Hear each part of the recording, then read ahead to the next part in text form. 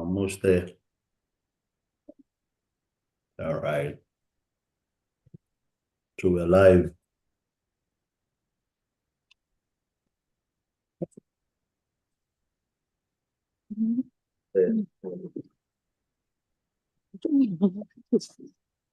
So everyone who's joining, also the link here on the Zoom, you can see it over there if you need to join live. Mr. Sylvester, do you have any New Year's resolutions and what's going on with you? Oh man, I hardly have New Year resolutions, but what I have is usually more just like small plans. Like what I would call a resolution this year is basically to change my goals and planning. Uh, um, I basically have weekly plans this year. I don't have a month's plan. I don't have quarterly or annual plans. Mm-hmm. I just have certain targets I want to reach every single week, which helps me reduce them to every single day and every single hour. And that's how I want to run this year. Yeah. Because then when they are compressed, when I compress them into smaller things like a week, they're easier to track. Because if I want to do 12 things in 1 year, and I say I want to do these 12 things in 1 year, if I've not even done one by June, I'll still say I have 6 months to do it, right? But if my goal was to do just one that month, then it keeps me on track. And even a month is too big. In fact, I'm beginning to feel a week is too big. So I'm coming to basically daily plans, daily targets, because having a whole year resolution is like this, trying to see the road maybe from Texas to Minnesota, and you want to see through all the bends and everything. So this year, I just want to go as far as I can see. When I get there, then I know I'll see a little further. That's how I want to do it. Yep, basically that. Do you feel like that's the new way to do it, since we have some people who never ever keep to their resolution? Because I found a lot of people who say, oh, my New Year's resolution is number one, lose weight. Then second one is make more money. And you end up not doing both. So I guess living day by day is probably the new way, right? If Actually, it would be new to some people, but I just came across a quote that says that millionaires watch their time by the hour, but billionaires watch their time by the minute, right? So every minute counts for billionaires. For millionaires, every hour counts. The moment you make your goals a monthly thing or a yearly resolution, you will never make it. So it maybe it's just a change of mindset for some people to where you want to go. mm-hmm. But seriously, on a very, very serious note, New Year resolutions is an escapist mindset. There's nothing you will do with the New Year resolution. This is the point. If you say you want to lose weight, you don't even have a goal. It's not even a resolution, right? Because what is a resolution? It comes from the word resolve, to be resolute, to promise yourself that you will never quit. So you will not quit from losing weight. Are you even serious? How much weight? Why are you losing the weight? How important is it to you? There are specifics that make a goal a goal. All these other things are just fantasies, high sounding nothing. It's called high sounding nothing. You just want to sound like you know something or you mean something. Okay, Emeka, if you say you want to make more money, maybe you want to make $3 million more. I could be telling you I want to make more money and I want to make $3,000 more. Is it even more money if it's $3,000? So all that nonsense that I want to make more money, I want to lose weight. Hey, tell me at the end of this year, I will weigh 170 pounds. That's it. So if you're weighing 210, you know you have to lose 40 pounds. But are you able to break those 40 pounds into 12 months, into 52 weeks, into 365 days. Then now you begin to have goals, you begin to be resolute, you begin to have a resolution. Otherwise, man, we're just wasting time Our and, time, we'll right? never move forward. Yeah. Yeah, I think that's part of how we make uh, our communities grow. Education. Get away from saying, "Oh, this is my resolution," and focus on goals. Right? These are my monthly goals, weekly goals. Right? And I was listening to. Well, as you know, I listen to a lot of things. I have conversations with a lot of people, and I have found out that in today's world, we could have conversations about different things. And the biggest conversations now are how do we survive 2025 and beyond? I don't know if this is happening to some of us. I think as we get into technology, the technology space, you'll find out that your time, you really have to be more disciplined than you normally would be. What do I mean? Yesterday, I came out in the evening. I had a goal to accomplish a few things, then go to bed. Sylvester, I didn't go to bed until late, probably past 3 o'clock in the morning. That's a very bad habit. That's an extremely bad habit. But I'll tell you what happened. I was indulged in a lot of educative conversations, um, meetings, podcasts, just things that were needed. You see, we are getting into a place where you get overloaded with a lot of information, and some of this information, yeah, most of them are good, some of them are not good for you, but you cannot dodge it anymore. Meaning, if you had a family, most of us do, and you have um, priorities, when you get into the technology or the social media or the space where you have things that you want to get indulged in, it's hard to get out because they keep feeding you with all these things. So I think that part of our new wave will be deciding on what you really want to do in terms of your time. Just like you were saying, minute versus hour versus monthly. I couldn't go to bed early enough because I was indulging in real good conversations, Sylvester. It wasn't just I was wasting my time. I was not wasting my time. But because nature has to have me sleep for 8 to 6 hours, 6 to 8 hours, right? I missed that part. But every minute I was there looking at the time, I was focused on listening to greatness, right? I was indulged in it. I wasn't looking at BS, right?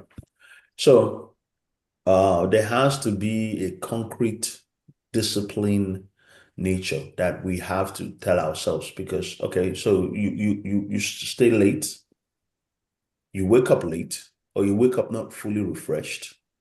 How do you think you're gonna have a great day? It's not gonna happen. You might have a great day, but by the time you're fully awake, it's probably 12 o'clock.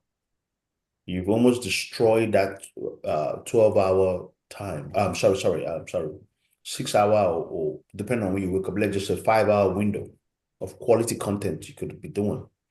But again, like I said, I'm trying to emphasize there I spend my time doing creative things. So that's one of them. And number two for 2025, um, just like I said in the write-up I did, we have to agree to make challenging, mind challenging decisions on where we're trying to go. Um, None of us owes anyone anything. We come together here because we feel togetherness has makes us stronger. We brainstorm. We get a clue of a few things that we couldn't think of our own to the end, and someone comes here and gives us the solution, right? Continuous growth in our mindset.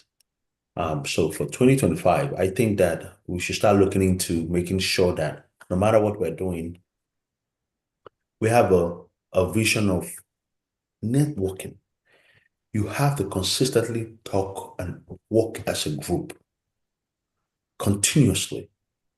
And I'm not talking about a group that will piss you off or annoy you. Well, a lot of things that happen in today's world has people. If you're going to be successful, you have to mean it. Meaning, if your family members are bothering you or trying to derail you, you got to run away from them for a little bit.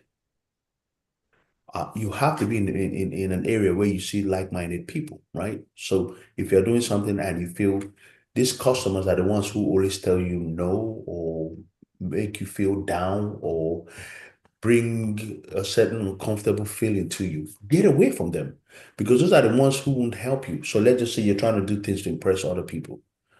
And those people turn around and, are saying nonsense behind your back or whatever they're doing. You cannot grow like that. You have to grow in a place where people are encouraging you to keep going, right? Sylvester, have you been in a situation where you went to a bar or this is for most people, but I'm talking to Sylvester so that it will be, you can relate to what I'm saying. Let's say you went to a party, a function, and when you got in there, you were like, ooh, you start looking so fast to see if see anybody because you don't know the people. So there's a level of uncomfortable feeling that holds you. And the minute you see somebody who called you to come to the place or something, you like, hey, what's up? It gives you that momentum to keep going, right? Because you feel comfortable that your person is there. If your person is there, it encourages you to stay longer, drink more, eat more, whatever, but then get a seat, then relax and enjoy the event. If you don't see somebody who you know or you are relaxed with, what happens? You stand up for a few minutes, start making calls so that you can get out of there, right? Take that as your new year or your 2025 route forward. What does that mean? If you are one of those people who would always get a business, create a business, be in the midst of people who you don't know, you're not comfortable with, it's going to be hard for you to be relaxed. Be in a place where when you enter the event or the location, you see your friend, your family friend, whoever. So you see someone you know. That gives you that momentum to keep going. That's how you should look at things from now on, guys. Because you need that to be able to be motivated. Because I'm going to tell you, you are going to be in the midst of things are going to get tougher. A lot of people have started doing more things. They've started working more. They have started investing more. They've started networking more. If you watch, I'm telling you, yesterday when I spent a lot of time doing some work, watching a lot of programs and communicating with people. It was late at night, but because it's a consistent thing, it doesn't stop. So we have to change this narrative of just going to work, coming back, how it was back here too, but let's say in Africa, you watch the night news, 9 o'clock news, then after you hear it, you turn it off. Then, some people, go get into a Netflix show, and after watching Netflix, then they go to bed. This you did not accomplish anything. You did not. We now have to now do some extra work because again, if you've seen what's happening, and we're going to jump into that conversation real quick, but we have to network to understand what's happening in the other area because some of you may know some things I might know, but we need to keep sharing information because you need to be alert in a lot of things going on. Let me see, Walter. I see Walter is here. I will also bring him in Yeah, here. I was trying to, because you talked about being uncomfortable and all that. Anyways, I'm in a different age range, and most of you in this platform are older, and Yeah. I'm a different industry and doing other things too. So, but just to underscore your point about, I think it goes both ways. So being in an uncomfortable position could actually spoil you to achieve a lot of things. So people have different stories, right? So again, it could be who are familiar, but achieving your set goals for the year, it's relative to what most people, I think the mistake most people make is they set their model on Mr. A, Mr. B. You know your strengths, you know your weaknesses. However, the only thing I would say that has worked for me and some of my friends in my age range, because again, everybody has different whatever class of people they hang out with. Like you said, people who spoil you, who have buy the same idea and all that. So I'm 33. I'm in the energy industry. I do other things too.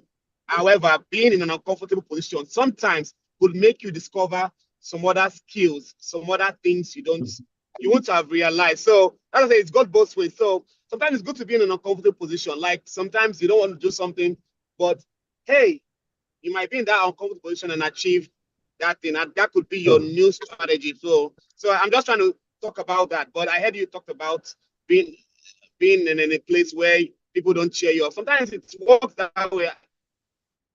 I'm the only black person in the. I'm sorry, breaking up. Say that again. Meet a lot of people.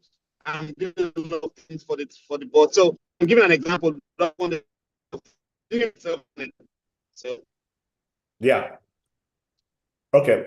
Emeka, before we move from there, is that people have to understand that everything comes at a price, and everything worth having is worth paying for, right?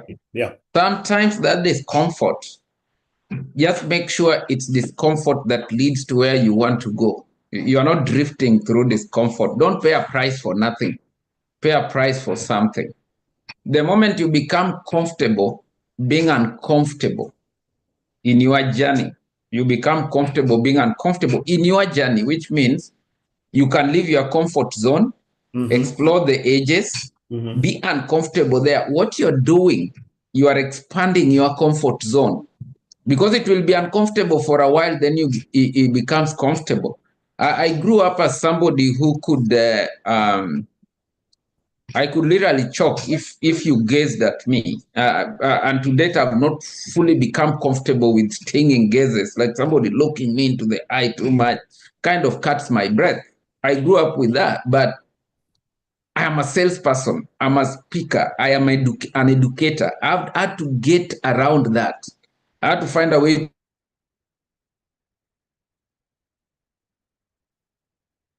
Discomfort. You are being uncomfortable. Is it worthy? Right? Yeah. Is it worthy? That's the question you have to ask. And something you mentioned that is really, really good. Sometimes when you see people you know and they're making you comfortable, you have to be careful. Are you being comfortable or complacent? There are people who will create discomfort to grow you, to spur your growth, just like Walter said. Yeah. The worst people you have are these people who are pulling you down, whether family or friends, people who tell you cannot do it. Emeka comes here and says, okay, I want to grow my land ownership ranch until I have a total of 1,000 acres or 10,000 acres. The next thing they're telling you, are you crazy? You can't do it, right? The same people know there are people with 10,000, 100,000 acres, but you particularly, they're telling you, you can't do it. Now, this is the news I have for you guys. If there is only one thing you want to change in 2025, lose that friend. If that is a relative, don't go meet them again. I mean, they have their places, you have your place. You can fail on your own. Don't walk around here looking for assistance in failing. Look for assistance in growing. So somebody discouraging you, I'm not going to visit them. And it's not really bad. It's just good that they hang out with people who enjoy being discouraged, and I look for people who can lift me up. And it's fair, and it's good for everyone. So don't go around here pussyfooting, trying to be nice to people who are trying to make sure you fail. After I fail, so what? And I can fail by myself. I don't need your help in failing. So don't tell me what I cannot do, right? That's what I would get out of that. Yeah, I mean that's very, very true. I think sometimes when you make this statement about be comfortable, about being uncomfortable, I think some people may not fully grasp what that means. So let me give you an example. Last night I stayed up till past 3 o'clock in the morning. I had to wake up to do this YouTube live. I was 100% uncomfortable. You already know what I wanted to do. I wanted to sleep some more. I wanted to enjoy the luxury of having a big, nice bed, relax, and sleep. It was uncomfortable waking up for the alarm with the alarm clock and hearing it again. But I knew what I had to do because we are going somewhere. I did not, no one here made me stay up till 3 o'clock. It was my own problem. I chose to do that. That was my own making. It doesn't mean that the goal ahead for 10 o'clock CST in the morning, this meeting, should be canceled because I just want to be comfortable. No. I had to get with the comfortability of being uncomfortable, right? And I went out and got coffee, right? Because we have a journey. So there are a lot of definitions that or people think too hard about what does it mean feeling comfortable, being uncomfortable. No. Another thing is having children. Sometimes your children will wake you up when you're trying to sleep or make you go to PTA meeting or somebody falls and hits their head. Then now you now have to stop everything you're doing to do it. And it's an every time event. So you just become comfortable, being uncomfortable when that's happening. We're trying to make sure people don't think too hard in the process of understanding what we mean. Okay. This is an open conversation, Sylvester. I think I want everyone to chime in. So Elon Musk is saying something about having foreigners, H-1B people coming to get a lot of these high quality jobs, right? They call it the 1%, right? Where you have these great guys. Oh, Sylvester, go ahead. I'm sorry, not Sylvester. Bola wants to say something. Bola, please go ahead. Please, can we see you on camera, bro? Good morning, everyone. It's gonna be tough seeing me on camera. Just still running around. Okay, but let me share it a little bit. With respect to being comfortable and uncomfortable and planning and goals, life is a journey. You put your goals out there, the actions you want to achieve, and typically that's a stretch goal. And the only way you can achieve it is if you stretch. And during the process of stretching, that's where you grow. And that's where the growth comes in. And that's where you get uncomfortable. As my brother said, you can either get comfortable being uncomfortable or you can get complacent in the uncomfortable environment. Both situations have applied to me before. A situation where I was stretched to achieve my goals in past 2 years ago. And once I achieved the goal, I was like, okay, fine, I've done this. But staying there and getting used to it is another process on entirely. And that process is very grueling. Then you can either continue to grow or you get used to the worry and fear of being of being there. Just like career change or new business or trying to sell. You know, your first journey, everything starts slow at first. It's like an iceberg. You're trying to melt an ice cube. You apply the pressure, you apply the fire, flame. It's not going to melt, but something is going on internally. And suddenly, after a few minutes, it just turns into water. That's the process of growth. And my brothers, my sister, it's a journey. It's not a destination. As long as you look at it as a journey and not a destination, get comfortable stretching. Get comfortable trying to achieve and don't look back. Then you have the family and friends that are going to distract you. Yeah. So I call that distraction. And you have to be comfortable at, discerning what the distraction is and what is it distracting you from. Because we only have one resource, your time, 24 hours, out of which you have to sleep, out of which you have to work, out of which you want to stretch yourself. So anybody that takes away from your time, which is precious, please I'll just say focus. That's my little bit. Okay. I hope that speaks to someone here. For 2025, it's a different mindset. You just have to engage the beast mindset. Fail, it's always a lesson. Lessons learned. You pick yourself back up, you dust it off, and try again. Brothers and sisters, let's do that. That's my piece. Thank you so much. Thank you so much. That was good. Bola. So I think this is going to be an open topic and anyone could jump in to tell me what they think. The reason why I want you to tell me what you think is because this is not going anywhere. It's going to happen. So I expect that you come in and talk about exactly how you feel we need to move forward because it's going to happen. So again, Elon Musk, and the reason why we're bringing this is because this is our area. Elon Musk said that he wants to have H-1B foreigners, people who come in H-1B to come in and get jobs because they're the ones who are doing the best work and they need to be recognized in priority. And it's been debated, and some people are pissed off and some people are angry. It is what's going to happen. We have a new administration coming in. As we are filming this or doing this, Joe Biden is still the president, but it feels like Trump's actually now the president. So who wants to take up the topic of what they think about bringing in H-1B visas? There's a reason why I'm trying to hit on this. After that, when we discussed, and I'll tell you some of what I'm thinking. Who wants to go on to Walter or let me see, Joyce?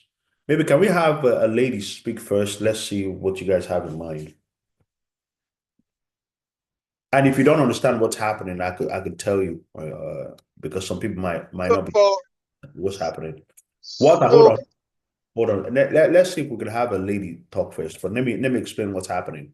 So the country is moving into a technological juggernaut where there needs to be a lot of coding, a lot of AI usage, automation, but you need special skills that are not just taught just like that. You really have to have a good experience to do it because United States is a country that really wants to always be number one. You have to have a collaborated group of people, very, very smart people that have, so it's the 1%, meaning these guys are the people who are creating the sixth generation jet fighters, right? Quantum computing, right? AI. These guys are the people who are going to make sure that United States is number one when it comes to the best of the best.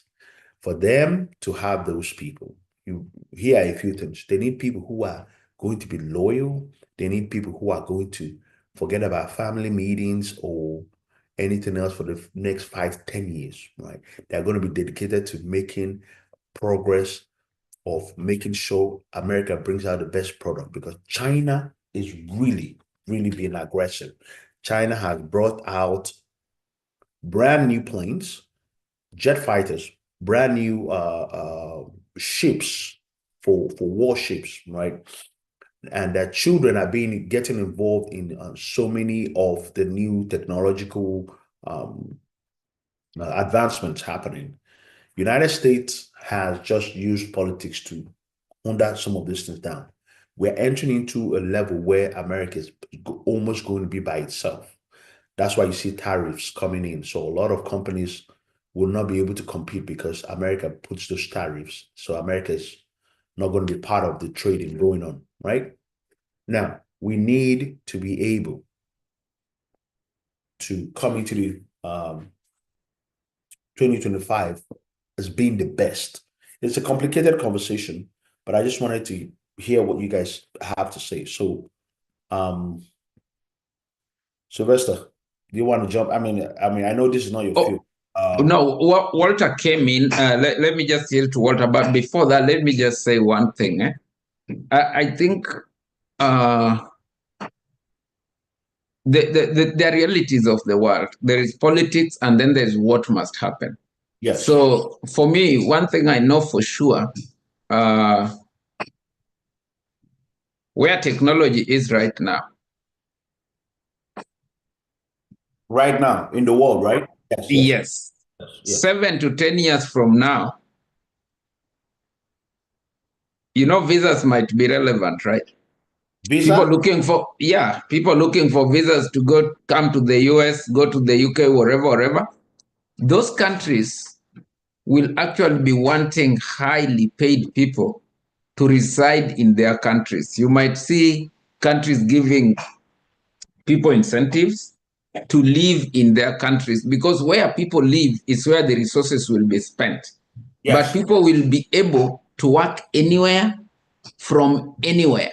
So somebody can hold a high-tech job in the US living in Venezuela or living in Nigeria or living in Kenya. So you are paying them highly. They are spending that money in another economy. So the way work and technology is making everything borderless, countries are going to really want high-earning people to reside in their countries. So there are going to be incentives, right?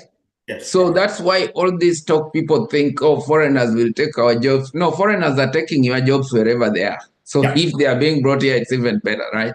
So I really want to see what Walter wanted to say something, and you also said a lady should say something, but I'm not looking at it from the political or whatever side. I'm looking at it in terms of the real reality. This is what is going to happen. Just prepare to participate. And remember what Kevin said, that now you must educate yourself on AI, because AI won't take your job, but somebody with AI knowledge is going to take your job. Yeah. So let us not be left behind. That's what I would add. So, yeah. Thank you. That makes so much sense. I wanted to hear from a lady's perspective on this. And again, this is an open conversation. Nobody's being forced or being, drowned in. I've drowned out. Please. This is because we need this. It's going to happen. It's happening already. Please. So can we have the lady say something about what I've just said, or my question, and we could go from there.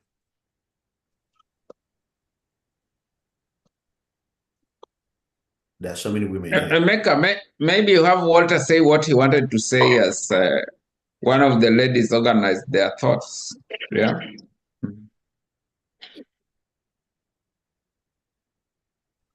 Walter, go ahead. You're on mute.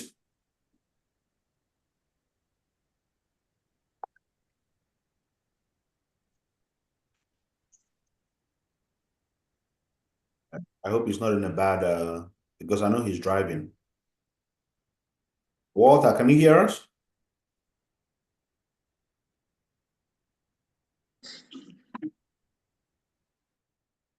Okay, well, I will let Bola talk about it then, because Bola has a great insight. Walter, whenever you're ready, just tune in, okay? I'll say something. See here. Or somebody wants to say something. Can we see you? Talk to us.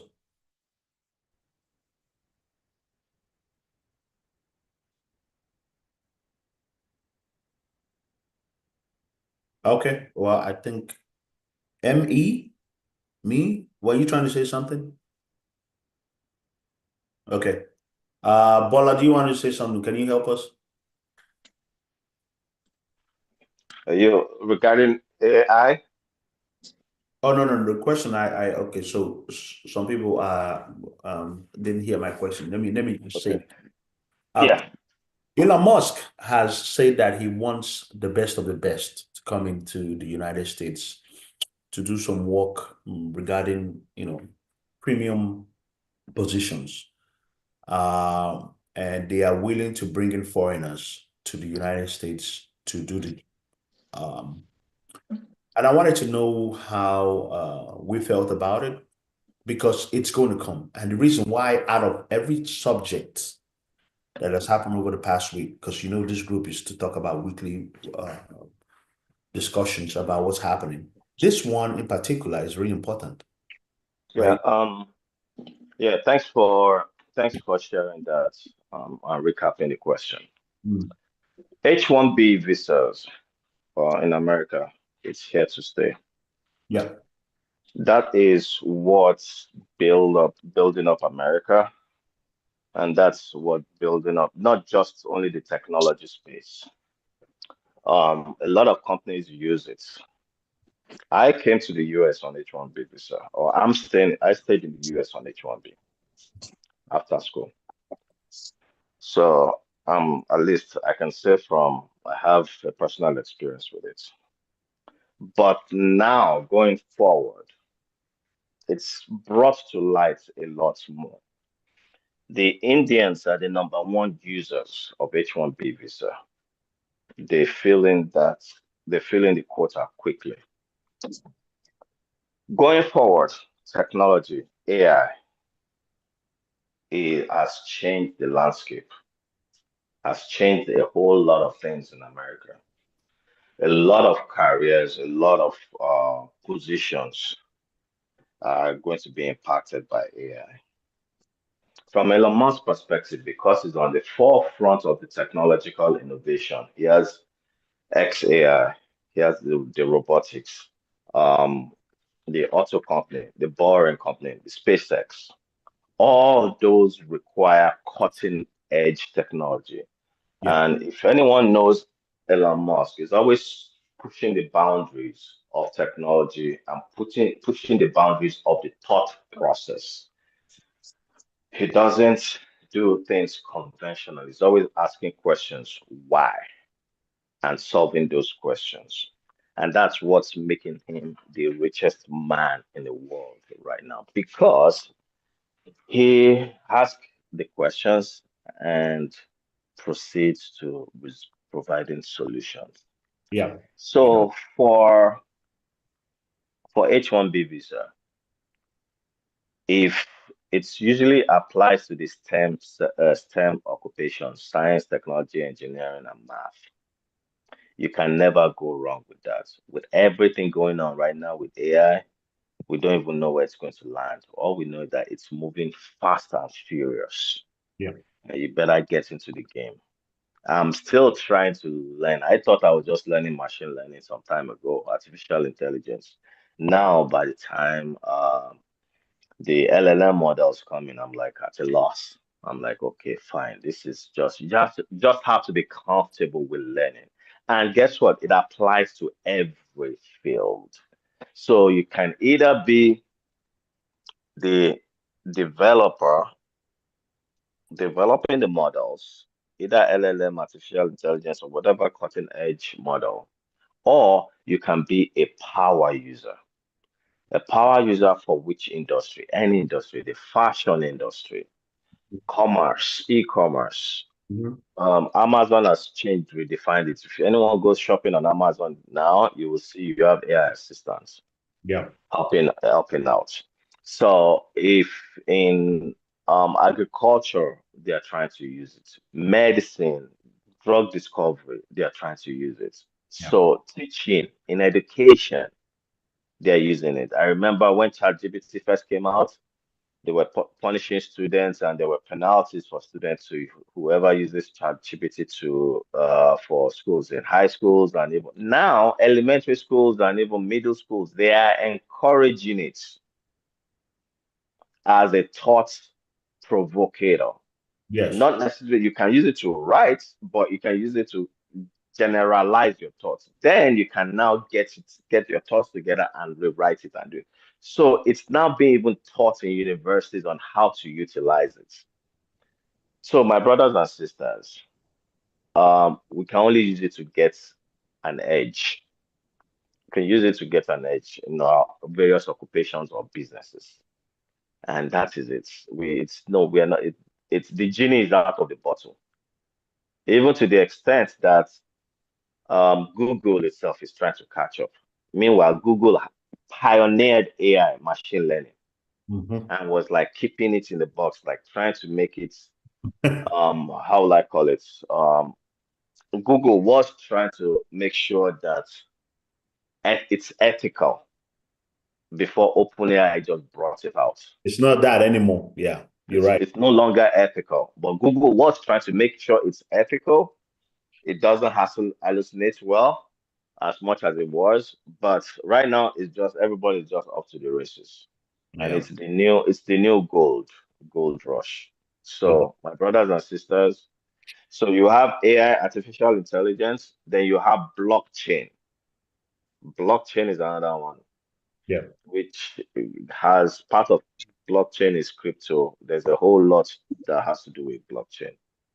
So also the people or the government or the new administration is pro blockchain, right? And that's going to This is shift. So Bitcoin per se, as you know, Sylvester, we talked about this before, is the new money. It's the new money. But Bola, please finish your frame of thought. So what I would say is for 2025, this is my goal.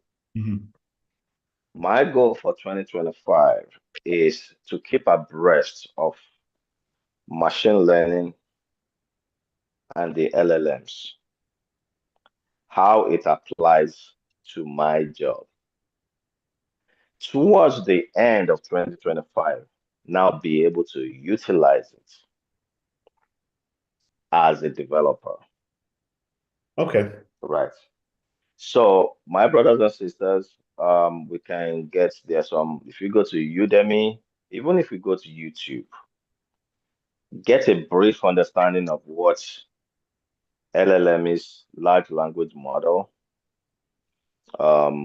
how it applies in your field, in marketing, in real estate, how you can utilize it.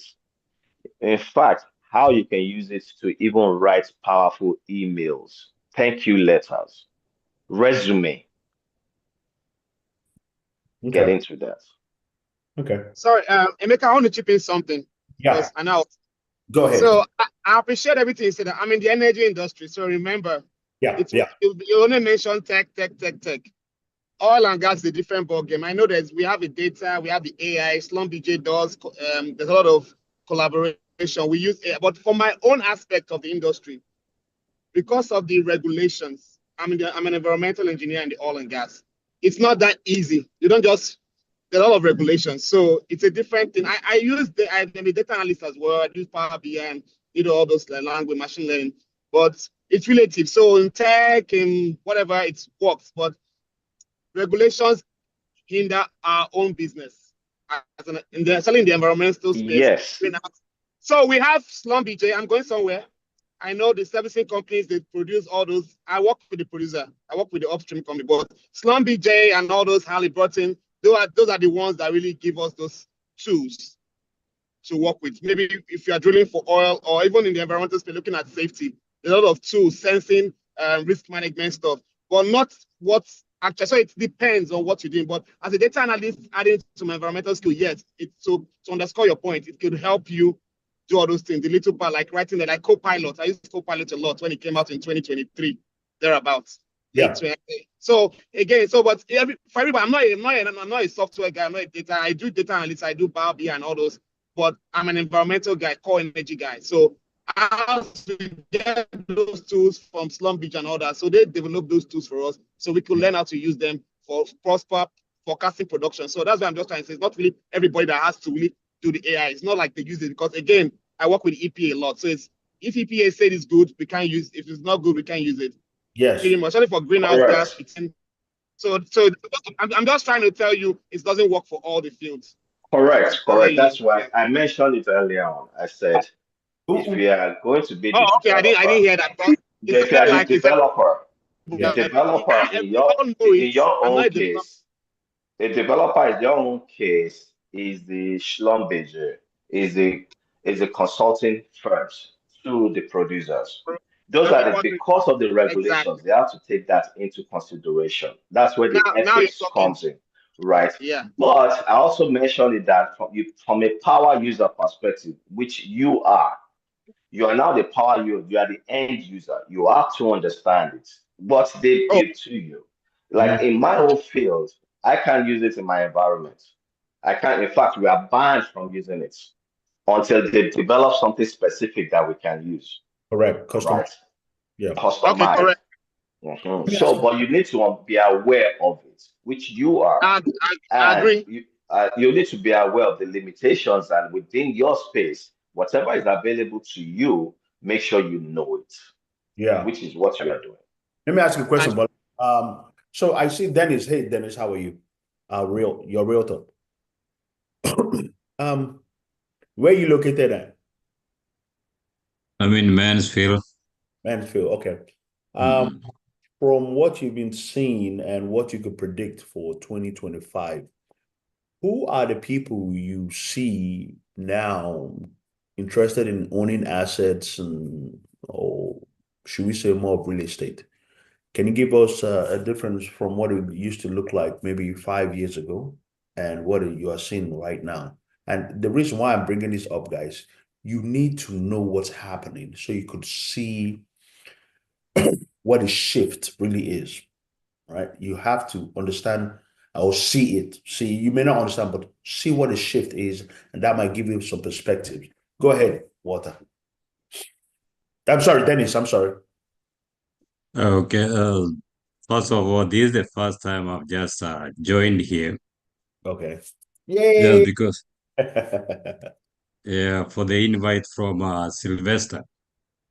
So the shift now, from what I can say, the past 3 years, I've seen the shift from there's a generational shift where you find the people who had like their first home, they had young families, or they have had young families, and now the families, you find the kids, maybe they bought a home and their children were like 5 years, 6 years. Majority now, they have grown into teenage years. In that aspect, with the 3 years, the housing market, the equity has grown. So more people have started leveraging on those equities. So with that, we have found a shift on more people in the middle age trying to leverage on the equity that they build and buying more assets. And in the aspect of assets, are meaning buying land, buying their second homes. There is another thing we call a syndicate, where a group of people come together, pull the money together, and buy assets together, like an apartment, land, and all that. So that's where the shift is now. People are developing. Yeah, let me interrupt you real quick. So in that shift you are seeing, I know you probably haven't done this too long, but in the last 3 years compared to now, what kind of people are buying this land? Is it Americans? Is it foreigners? And even if it's American, what type of Americans are buying it? African Americans, Africans? Okay, I'll say 90% of my clientele is Africans. Okay. So I'll say Africans are doing that because of the clientele that I have. Right. Okay. Okay. And you're seeing they're doing that more and more these days. Yeah. Yeah. Okay. I mean, that's a good point of view. And we are seeing that happening also. There's still a lot lagging. If you look at the thousands and thousands of acres of land that rightfully should be affordable for Americans, that's not what's happening anymore. What's happening is you have a lot of banks from foreign countries that are giving a lot of, for example, Indians money to go and acquire so much land that is in the thousands of acres. And they'll gradually just start developing the land. And obviously they'll pay back to the banks. But it's conquer. What they're doing is conquer, then you come. So it's still an American land. It's just that how much is it worth? They're not carrying the land to go to any other country. But if this land is worth $100,000, they've just purposely made it to be worth $1 million. How do you make it worth $1 million? You make sure you start, putting people in there who are millionaires.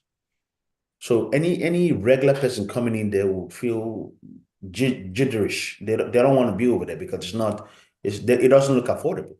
Or you could do other things by putting very large, high quality companies over there, even if you have to borrow.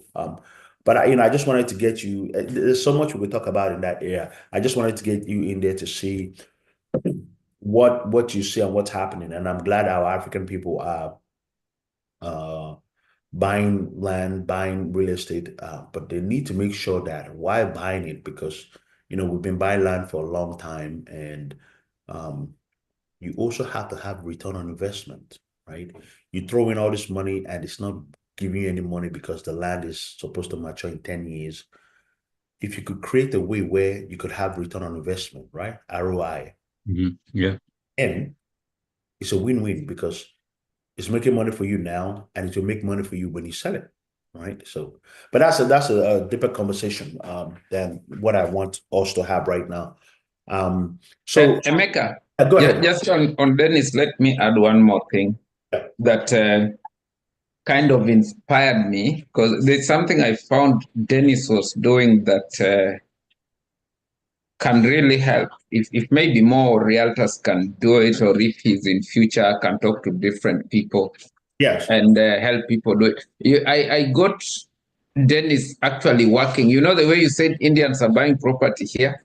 Dennis have started working with people who have what we would call, yes, it's clean money. These are aggressive business people who are not even living in the US, living in Africa. Actually, he's completed the first transaction for a real estate deal, And I think that's a good way to delocalize the mindsets of Africans, because why would we be Africans be the only people who thought we can only invest in Africa, especially if we live in Africa, while people leave their countries and go and invest in Africa? And because investing here, especially in real estate, is a very straightforward process, he was able to facilitate one, and he happened to introduce me to the same guy. And we are now working in more structured asset acquisition and stuff like that. It's just something that even if you have someone out there who wants something structured through that acquisition process, maybe someone like Dennis would be a good person to talk to. Because this is a transaction that has been successful. This person just wanted to acquire something to grow an asset. Acquired a home, in fact, just turned it into an Airbnb to do more like asset growth, And I thought that was very brilliant. Because like I've said in different places, and I'll say it here again, United States is based on 70% real estate. The reason why most of us are here is because of what the real estate value is. Why are you not back in Africa? Because compared to here, it's not worth your time. Some people can say, "Oh, Africa has money, blah blah blah." Yeah, it has money. Who's really making that money? How much of it are you making to create a legacy? Are you telling me you're making enough money just to go out and blow it up and a nice joint? No. If you have money, you build infrastructures. If you have money, you build a generation of millionaires. You educate them. How many people in Africa are going to tell you, "Oh, look, this is how we are going to grow and it's going to help the next generation. No, if you're not attached to the government some way or the other, you're not, it's going to be difficult. Meanwhile, we're here, none of us are really attached to the government. We are trying to individually grow and understand how money works, because we need it, because we want to grow. We don't need it just to pay our bill, light bill, and go to bed. No, we need it because we really want to have more of what America promises to have, right? So yes, there's money in Africa, but that's individualized stories, right? The fact that you could buy a brand new car in Africa doesn't mean that you really have money. No, so let's fix our understanding. Now, I want us to go back to what we were talking about, because I have Agnes here and I want her to chime in. Agnes, I know you are a consultant and well, I know you express yourself, but you are the right lady to help us on this. So Elon Musk wants to have more H-1B people coming to do some exclusive 1% work. I think it's less than 1%. So the best jobs in the country, because there is a tough battle ahead for technology. And he really wants the best people to jump in and do the work. But he's saying that he wants foreigners to come in. With that being said, how should we look at this? Because I know that it's going to take away from some of the people who were going to get the opportunity to get some of those big jobs, right? And what should we be thinking in terms of that? Now, I know you know so much about LinkedIn. You've seen a lot of things going on. We are now in a battle of foreigners doing most of the work, because as some people may not know, a lot of the jobs that has been happening, customer service and background work with all your cell phones and all that, they've been doing that work in India, customer support, production support crew, right? Nobody knew about them, but we are bringing it now to the forefront because some of them are now coming in here to live in the United States. But those jobs were taken a long time ago. So what do you think about what Elon Musk said? Have you started seeing any impacts on what's happening?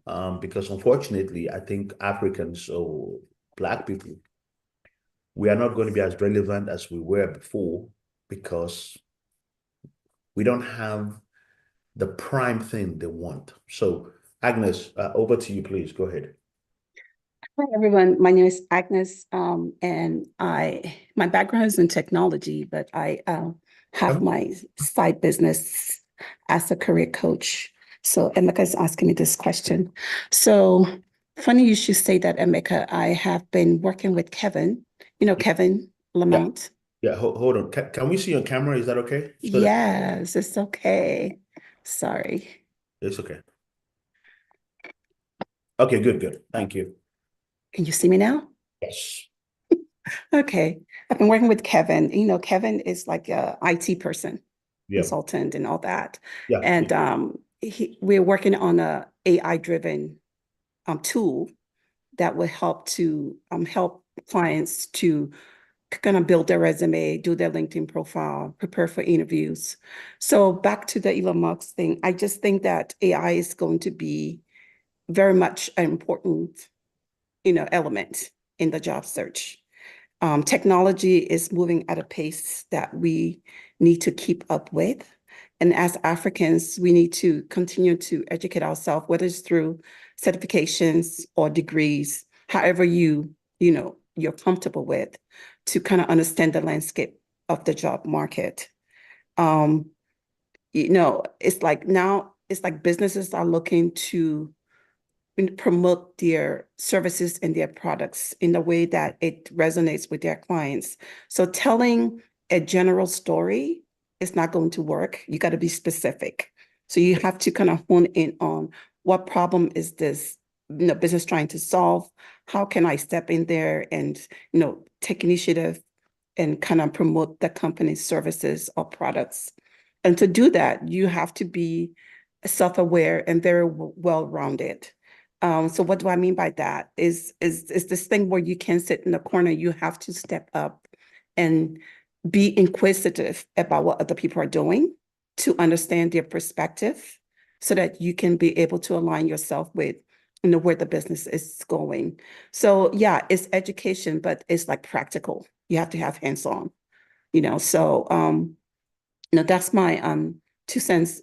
People coming in here, in Africa, we do a lot of knowledge, like we have theories.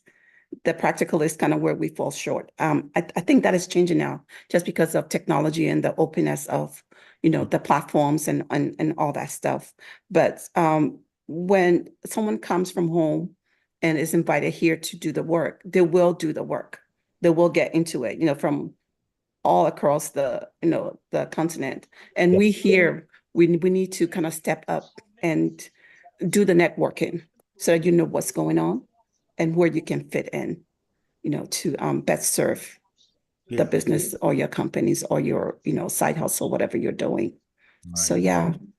Are you guys and guys, we have a few things going on where if you have questions, you want a career coach and all that, Agnes is great. She's a great resource. I also would want to announce that we are going to be moving the African Expert to subscription-based model because we really need people who are interested, but also people who can create and understand that narrative.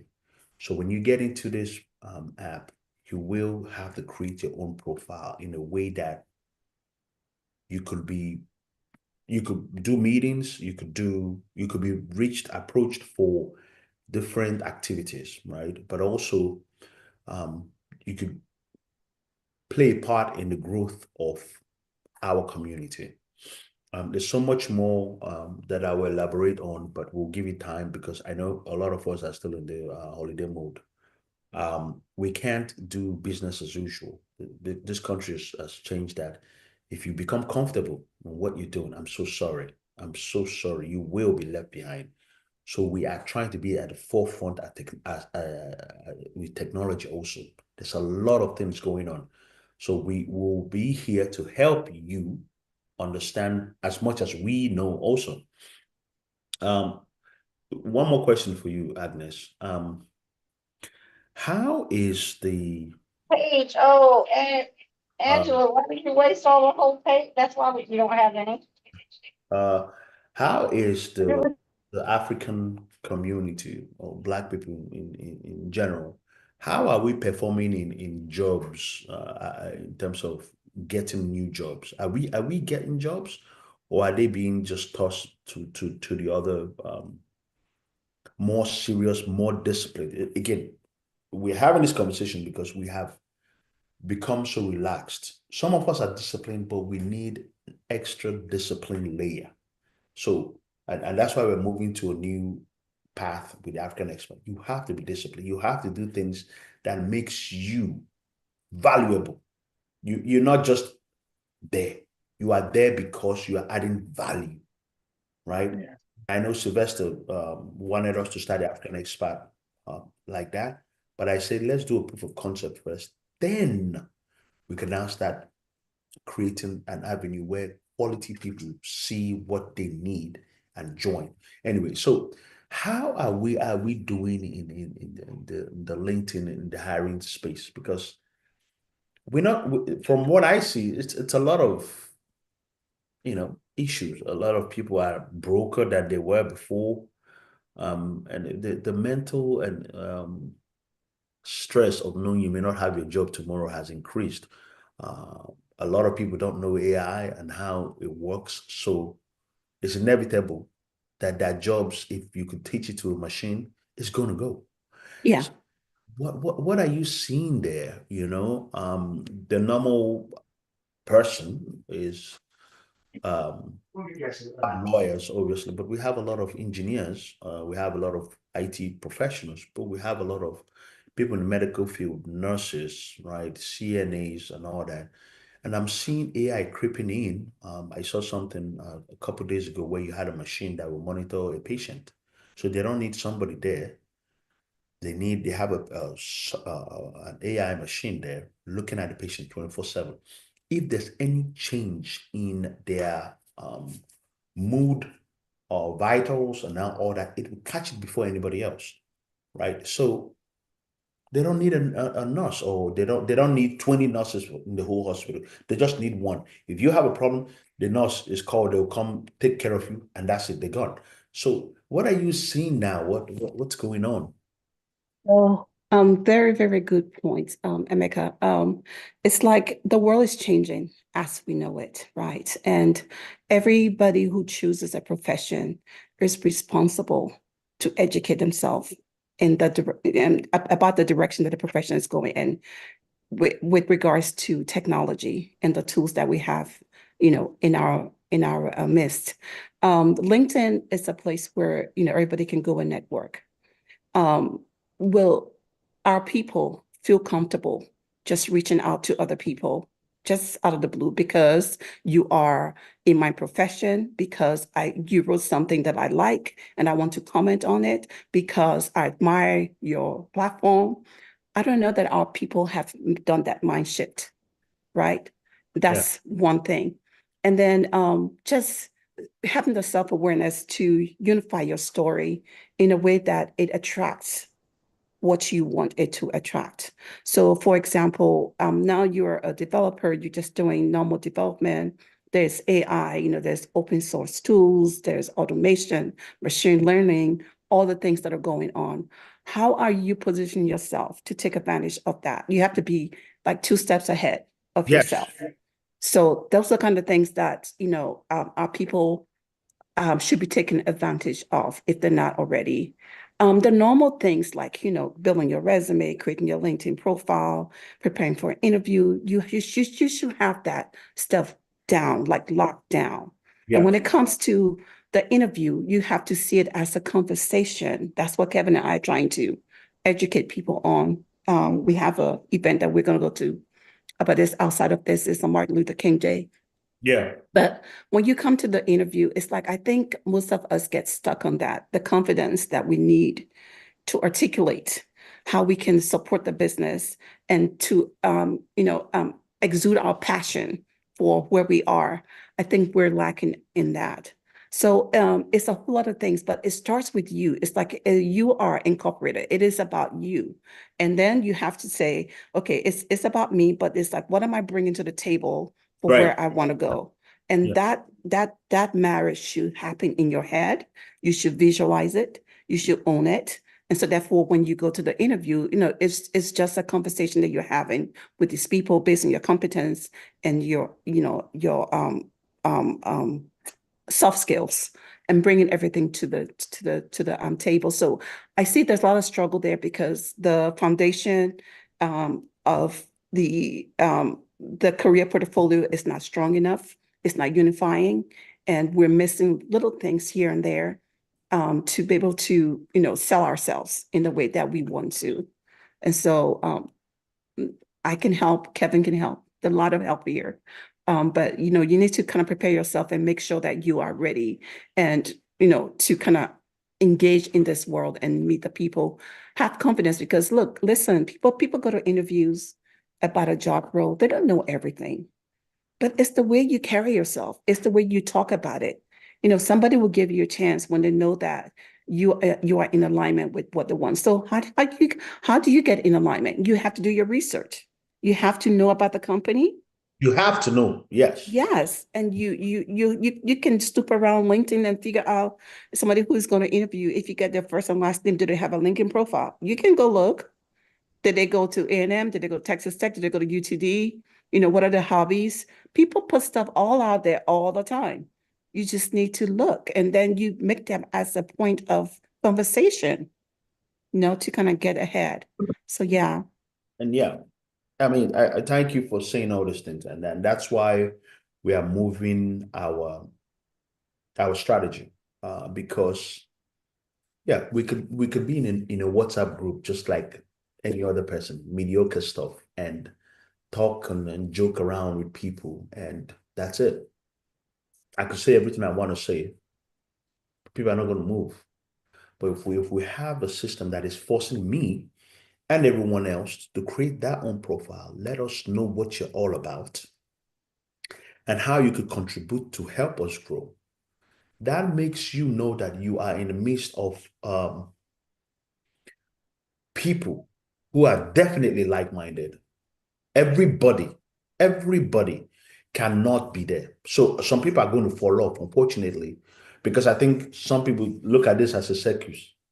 We don't have time for that. It's our responsibility to be the best of what we can. Anybody could just be relaxed because they have a cell phone, join a WhatsApp group and just talk about whatever they want to talk about because it's their mood. We're not doing mood this time, and Sylvester, we already talked about this, right? We're not creating somewhere that people want to just relax or use their emotions to feel entitled. That's not it. We are in competition, and it's our duty to be the best of what we can. What does that mean? It means all hands on deck, making sure that when you talk about us, when we look at ourselves, we know we gave it everything we could. Because the people who are taking over, and I'm not saying that in the wrong way, they're using the collective thoughts to understand the American system and systematically take away easy things we used to take for granted. You could decide to stay on the sideline, or you could decide to jump in and get your own piece of the American pie, right? A lot of people who are who've made it, who are doing well, will run away from groups like this because they don't want to help, because they know trying to choreograph Africans, let's just say it like that. It's difficult. You always have to deal with mood swings. So we're stepping out of that place where we have time for mood swing and getting into places where we see you have to do something to progress, to be with us, right? And with that being said, I know that a lot of people here want to have us not just talk, but also give them solutions, because some people need help. I listed out some, if you remember, guys, I listed out some, what do you call this? Some companies or some things you could do as a side hustle. I have a lot of these things. Because some of us don't think that far, I want to be able to share some of this information so that, regardless of what happens, we can just use it as a way forward. And I think that will really help us. So bear with me 1 minute. Let me try and bring this up. And probably, so I'm going to share my screen, guys. Please hold on 1 minute. I started from number, what was that? Where did I start? Bear with me 1 minute, guys. I'm sorry. 51, okay. 51 to 56, okay.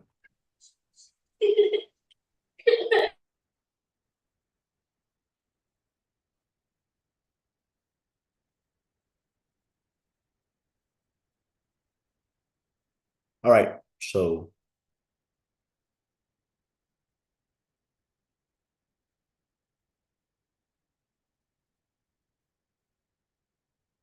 guys, let me know if you could see my screen. Let me see.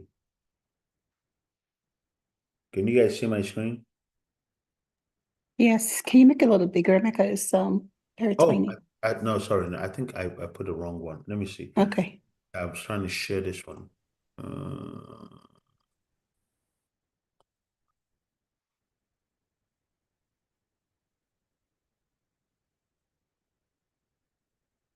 Oh, it still comes out different. Why is that? Is it bigger? Is it? It's the same, but it's okay. Okay. Fortunately, why? I'm so sorry, guys. If you click on I'm just going to show you the same thing I had for let me see. I'm so sorry. This is just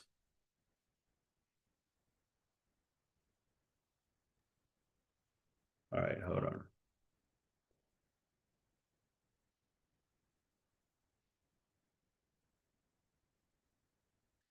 If anyone could go to what I shared on the WhatsApp group, in the WhatsApp group, I think that might really help you get a feel for what I'm trying to show you.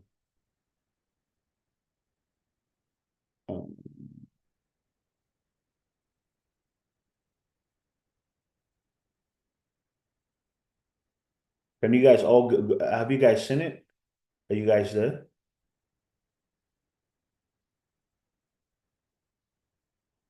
No, it's not there. I sent a WhatsApp screenshot. The screenshot that I sent. The one that says laundry and ironing services? Yes, yes, yes. Right. Okay. I don't want to share everything just because I know that we are going to do more of this work and the group. So if you could pull that up, Agnes, do you see it? Yeah, I see it. Okay, so that's number 51, right? You see it? Yep. Okay. So these are side hustle jobs we could do. You don't need to be, guys, you don't need to be afraid of not being able to do it. There are so many selections, so many, uncountable, right? I have hundreds and hundreds of this, okay? This is just some of the ideas, right? Laundry and ironing service. I put this out here because I know a lot of us know how to iron clothes. A lot of people here don't. They use the washer to do it. They feel the washer will just make the clothes look like it's iron, right? Music lessons, piano, guitar, online advertising management. And also, I also bring this up because to invest in some of these things costs zero amount of money. Zero. You just have to just start offering the service, right? Hey, you say, oh, look, I'm giving just an example, but this has to be created in your own thinking, your own style. You could say, hey, guys, I am an ironing expert or a laundry professional.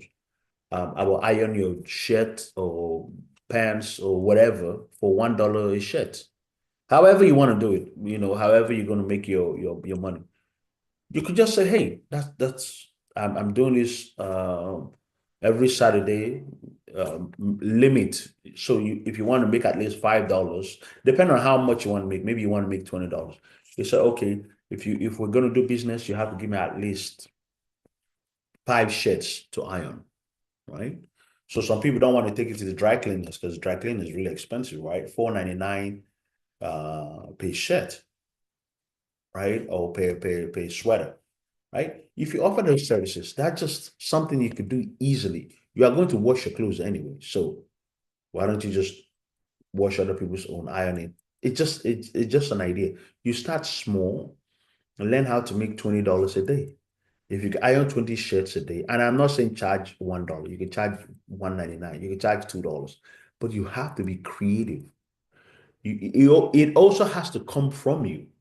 And again, this is just one example. You don't have to do this. There are other items. You have all that list when you join the subscription model that we are going to be sending out very soon. We have a few, we are 90% there. By the end of this week, well, this week's almost end. By next week, we should be ready to go.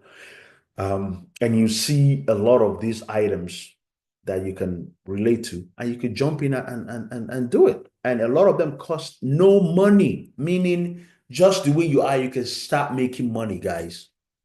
You can start making money. Please stay away from things being too complicated, right? Albert Einstein, said, if you cannot explain it or do it in simple terms, it's not easy. It's too hard. You don't understand it. Make it as simple as possible, right? Music lessons. However you want to do your music lesson. Let's say you have a love for music. These are just examples, but they are actually making money. Everything in this list right now is making money. Okay. Now we have come into an era, and I talked about it before a couple years ago, maybe back in 2001, but now it's the big deal. There are people who don't know how to change their tires. If somebody's in an emergency situation, they will do anything to get their tires changed. It's just an example, okay? Change tires, charge people $50. If they don't want it, oh well, sorry. Charge people $50. You easily make at least $300 tax-free. You don't have to pay tax on that. Tax-free. And I'm not saying it, you know, a lot of Africans know how to change their tires, but everybody else, they really don't. And sometimes when, you know, you have people who are older people, they probably wouldn't be able to muster the strength. These are just examples. All you have to do, you have AI now, you have the power of AI. If you don't know what you're doing, talk to people like Bola, talk to people like, so many AI, talk to Kevin, talk to Sylvester, you know, talk to me, get an app. Put your logo in there, sell it on TikTok. Say, tire professional, you have a tire service, you need DFW, call me. Each trip, you know, you could charge a one-time fee of $29.99 to be a member. And anytime they have any tire problems, let them let you know. And the fee is for every car. You have to get into creativity. That's how you're going to survive. It's not just sit down and wait till it's time to go to work, then you go to work. No, create your own jobs. Create it. Start finding a way to make money now. And I'm saying this, a lot of people may not grasp what I'm saying. And when you join our group, the subscription model, it will start giving you ideas and you'll be forced to start changing your thinking. Because you're relaxing here while a lot of people are making money. How many of you are making money while we're having this conversation? I bet a lot of people are not. The only time you're going to make money now is when it's time to go to work. Brothers and sisters, that is not the new America. You have to make money even when you are sleeping or learn how to. Okay? I know we've stayed beyond our time, but I needed to say this because this is a brand new year. And everybody here, please note this. You have no excuse. You have no excuse to not improve this year. The only person holding you back, like I said earlier, is yourself. I slept around 3-something in the morning because I was indulged in a lot of things that I was watching, but also communicating with people because I need to learn more and more because that's how I get ready for whatever's happening. But I put myself in a situation where I had to still wake up 9 o'clock Central Time to have this meeting with you guys.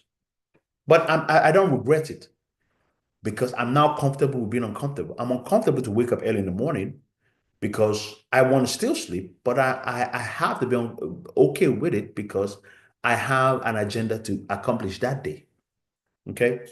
Does anybody want to say anything before Sylvester jumps into talk?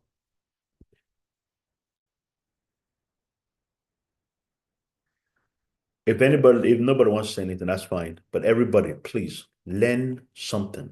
Get with people who are doing things that gets them making money every hour, every day. Do not be comfortable with just your job. Don't just wait till it's time for you to go to work then to make money. It will not be enough. And I think some of you are almost probably feeling the heat. If your only money is just enough for you to get on, you know, a plane and fly economy class, I don't think at this point, if you've been in this country this long and you're still flying, let's say, economy class, what improvement have you made? You came into this country economy class, right? You got to advance. Business classes for you. Human beings fly that. First class is there, right?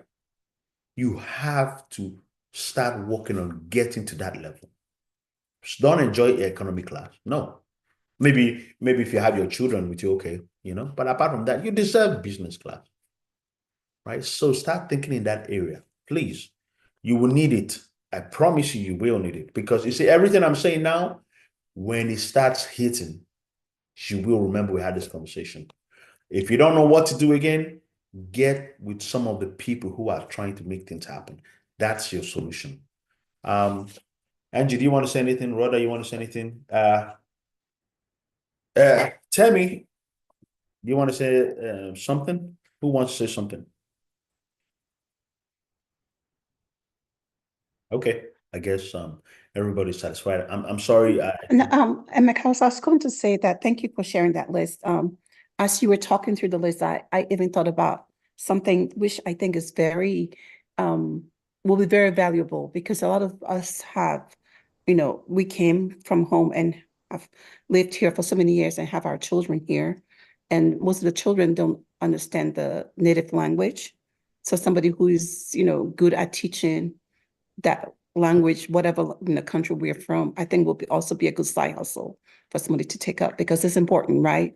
And then you have a lot of people in the diaspora now going home to visit Nigeria and Ghana and Kenya and all the other places. So it'd be nice to have a little, even you take it a step further, you can create a little ebook or something, the different languages, the main, terms that we use, how you say hello, how you say welcome, things like that which people have done for many, many years with the different, languages like French and Spanish and all that.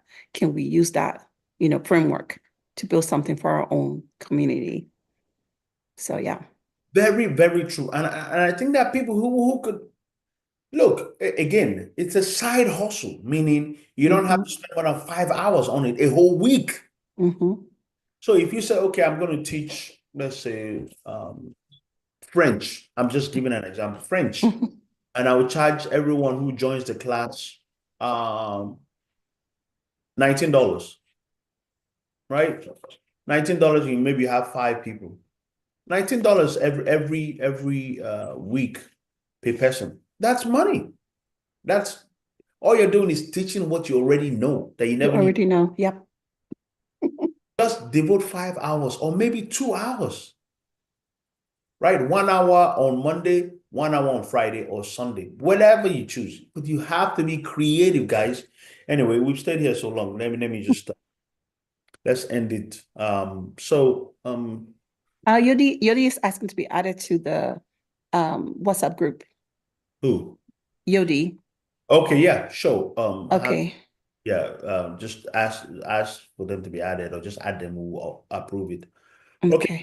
We'll keep you guys posted. If you have any other questions, we'll let you know. Sylvester, please, can you kindly take us off? Oh, I wanted to add something. Oh. Yeah, I wanted to add something. I just wanted to emphasize on having goals that are objective. I think sometimes when we try to compare ourselves with people, we set goals that are too high. I think it's best to remember what Bola said. Sometimes you can set a goal and work towards getting there and then not be able to maintain it. So maybe best to give ourselves grace and have goals that are objective, maybe one thing at a time.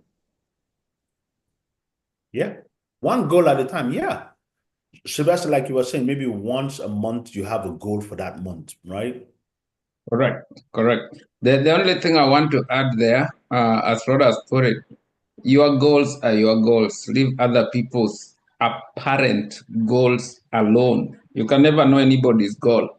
So stay away from people's apparent goals, people's apparent lifestyles, people apparent whatever. That is not important. Know what you want. And in conclusion, we've said so much. I don't want to belabor anything. I just want to say the only thing you need to do this year, just make every minute count. Forget the year resolution, forget everything. Just look at what are you doing the next minute and the next minute and the next minute. And is it moving you closer to where you want to go, or is it moving you further away from where you want to go? What moves you further from where you want to go, just leave it. It's okay, but leave it.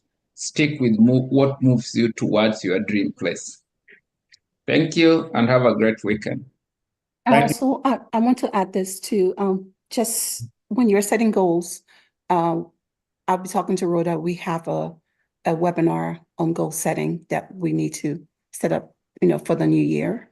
So we talk about setting your goals, but tying it to your core values, right? You're just not out there just, going everywhere. You have things that you believe, you have things that drives you, So you set your goals according to your core values, whether it's like, especially saying if it's one thing a month, at least you know it's tied to something that you value and you believe in.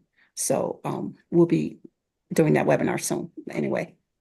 Yeah, please. Yeah, I think, Yeah. so I think adding to that, I want to share what has worked for me. As just like Sylvester said, you work on your own goals, but on top of that, identify one person that you believe can be accountable for your goals.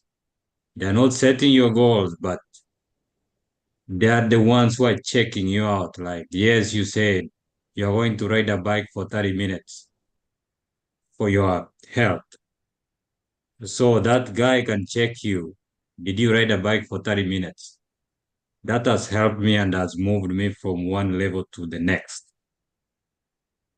Very good, because you don't want to disappoint them. Not just that, you can use them as a mentor on the process you are trying to accomplish and how or what did you do wrong. And it's a private one-on-one conversation. Yeah, very true. Very true. A lot of us do need mentors, right? Right, Sylvester? A lot of us do. Correct.